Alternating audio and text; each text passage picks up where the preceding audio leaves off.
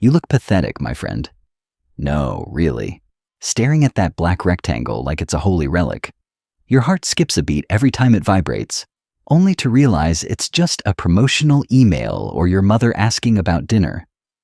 You're sitting there, dissecting their last like, as if it's a hidden map to their soul, while they're out there living a life that doesn't include you in the footnotes.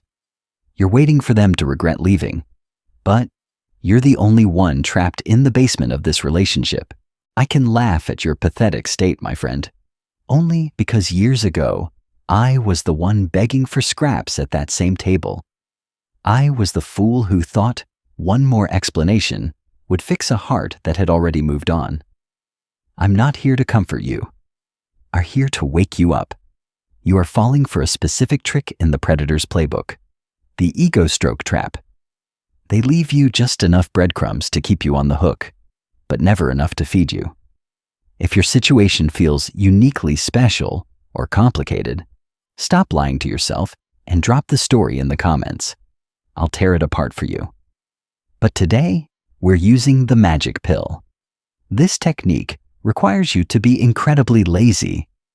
You will do absolutely nothing. But you will do it so strategically that it will rot their ego from the inside out. At the very end, I will give you the one exact phrase that shatters their control permanently. Watch closely. Here is how they were taught to break you. In the predator's playbook, step 1 is the elevation. They didn't leave because they outgrew you. They left because they needed a new audience to applaud their mask. They convinced themselves they were a star, and stars don't hang out with the stagehands. They treat your devotion like a heavy coat. It was warm when they were cold, but now that they're in the spotlight, it just feels like a burden. They want to walk away, but they need to know that if the spotlight ever flickers, that coat is still exactly where they dropped it. You aren't a person to them right now. You are a backup battery.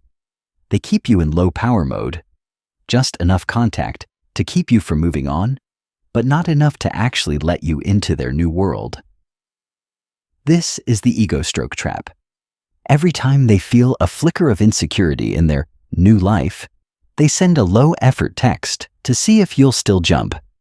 If you reply, their battery hits 100%, and they can go back to ignoring you for another month. Your pain is literally their fuel. They use this trick because it has always worked on everyone else. It's a biological exploit. They know that as long as they keep the door a quarter-inch open, you'll stay sitting on the porch like a loyal dog. But today, my friend, we are slamming that door and ripping the handle off. They will remember this day as their end, and the moment their star began to fade into total silent darkness. But before I give you the antidote, you need to see the trap in action. Most people tell you to go no contact. That's amateur hour.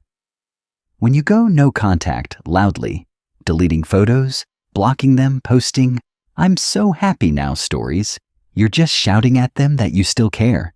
You're still performing for the star. True regret doesn't come from being blocked. It comes from being forgotten. Imagine the star. They've just started a new job or a new relationship, or they're just finding themselves in a new city. They feel untouchable. They look at you as a safety net they no longer need. But then a Tuesday night rolls around. They're bored. Their new fans aren't giving them enough attention. They need a quick hit of ego. They reach for their phone and they prepare to cast the line. It starts with a breadcrumb. A like on a photo you posted 3 months ago. A hope you're doing okay text at 11 p.m. Or the classic, "I saw this and thought of you." It's not an olive branch, my friend. It's a hook. They are checking to see if the fish is still in the pond. They don't want to talk to you. They want to see you want to talk to them. Listen to the script they use. Quote, "I just need to focus on myself right now." It sounds so healthy, doesn't it? So mature. It makes you feel like if you just give them space, they'll come back once they've fixed themselves. You become the patient waiter at a restaurant that's already closed for the night. You think your patience is a sign of your love, but to them, It's just a sign of your low self-value. Let me translate that for you, my friend. When they say, "I need to focus on myself," they actually mean, "I want to see if I can do better than you, but I need you to stay exactly where you are as a plan B in case I fail." It is the ultimate act of cowardice. They are keeping you in a psychological waiting room, and as long as you stay in that room, they will never, ever regret losing you, because they haven't actually lost you yet. Then comes the most toxic line in the manual. You deserve someone who can give you 100%. It sounds so noble, doesn't it? Like they're sacrificing their own happiness for yours. Don't be a fool.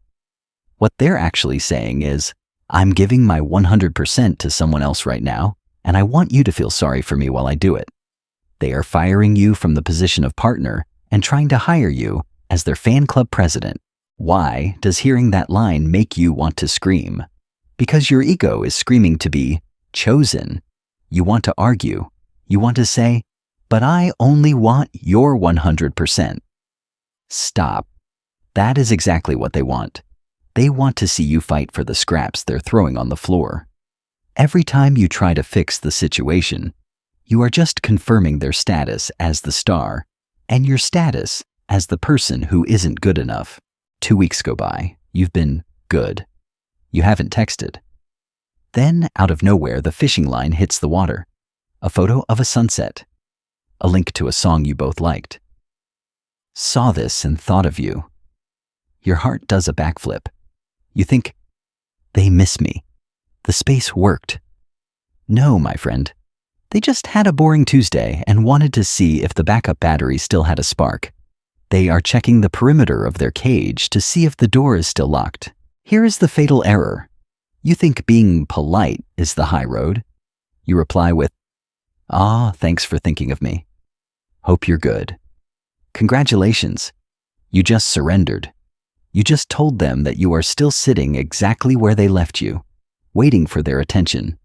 Even a cold response is a response. To a predator, negative attention is still a meal. They got what they wanted, a confirmation that they still own a piece of your brain. The magic pill. Tactical invisibility. This is where we stop being no contact and start being non-existent. We aren't going to block them.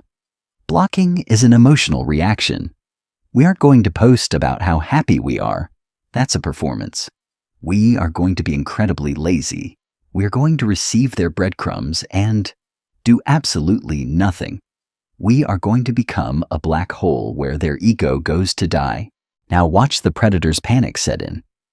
It's been 24 hours. No reply. They check their phone. Maybe they think you're busy. 48 hours. Still nothing. This is the moment they realize the charger isn't plugged in anymore. For the first time since the breakup, the focus shifts from their life to your silence. The star is on stage, but the audience didn't just stop clapping. They walked out of the theater. Listen to the gears grinding in their head. Did they block me? No, I can still see their profile. Did they lose their phone? No, they posted a story about a sandwich 3 hours ago. They see you are alive. They see you are active. But you haven't even opened their message. You have relegated their grand gesture to the same status as a spam email for car insurance. This is the power of the delivered status. If you block them, they have an answer. Oh, they're just hurt and bitter. It protects their ego. But when the message stays delivered and unread, there is no answer. There is only a void. They know you have your phone. They know you saw the notification, but you didn't even find it interesting enough to tap on it. Your silence is louder than any "I hate you" text could ever be. Now comes the escalation. Their ego can't handle the vacuum. They will send a second text. This one will be more emotional or perhaps concerned. Is everything okay? I'm worried about you. This is the bait. They aren't worried about you, my friend. They are worried that they've lost their grip on you. They are trying to pull a reaction out of you to prove that they still have power. The seen but ignored phase. If they keep pushing, You can finally open the message. Let it turn blue. Let them see that you've read it. And then, go back to your sandwich. Don't reply. This is the ultimate counterstrike. You are telling them, I heard you, I understood you, and you are simply not worth the effort of moving my thumbs. The vacuum of information is now a prison of their own making. Their entire value was tied to your attention. Without it, they are nothing but a stickman in the dark. No attention equals no value. The star is now screaming for a light that won't turn on. They realize that they didn't leave you behind. They left the only person who actually made them feel important. Their ego isn't just bruised. It's collapsing under the weight of your silence. The shift is complete. They don't feel too big for you anymore. They feel not enough for themselves. They start wondering what you're doing, who you're with, and why their breadcrumbs didn't work. The person who thought they were the main character just realized they've been edited out of the movie entirely. They are now the ones staring at the screen, waiting for you. This is the regret mechanism. The human brain is a sucker for an unfinished story. By not replying, you've left the book open on a cliffhanger. They can't close it. They will obsess over your silence more than they ever appreciated your words. You are now a mystery they have to solve, a puzzle they have to crack. You have become the ghost that haunts their ego. They might lash out. They might send a text like, "Wow, I didn't think you were this petty." This is the final test, my friend. It's an attempt to bait you into a fight so they can feel superior again. If you argue, they win. If you defend yourself, they win. But if you keep that scene receipt blue and say absolutely nothing, you destroy their reality. Be present, but be silent. Post your life. Post the coffee, the gym, the book you're reading. Let them see you moving through the world with zero friction. Don't look at their stories. Don't check their profile. You are showing them that you are not no contact because you're hurt. You are no contact because you simply forgot they exist. You are the observer now. You've stopped being the hunted. You can watch their desperate attempts to regain control with the same detached interest you'd have for a bug in a jar. Their power over your nervous system is gone. The heart palpitations have stopped. You've reclaimed your energy, and you've left them with nothing but their own reflection. Remove the final thread. Their influence only exists as long as you believe they are more than you. They aren't. They're just a person who tried to use you as a stepping stone and fell off. The moment you realize they are replaceable, the trap loses its teeth. You aren't waiting for them to come back anymore. You're waiting for them to realize you're never coming back. And now, for those of you who stayed until the end, you've earned the master key. This is for the moment they finally break and beg for a conversation. When they send that long rambling paragraph or ask for closure, you don't need a paragraph. You don't need a long speech. You need one short phrase and one action. The master key is the phrase, "I'm not interested in being a spectator in your life anymore. Take care." Send it. Don't wait for a reply. Then, and this is the magic pill, delete the entire conversation thread. Not for them, but for you. By deleting the thread, you remove the waiting room from your phone and your brain. You aren't closing the door, you're removing the wall where the door used to be. They will regret losing you the second they realize you don't need them to regret it. You've already moved on to a world where they don't even exist as a memory. You're free, my friend. Don't look back.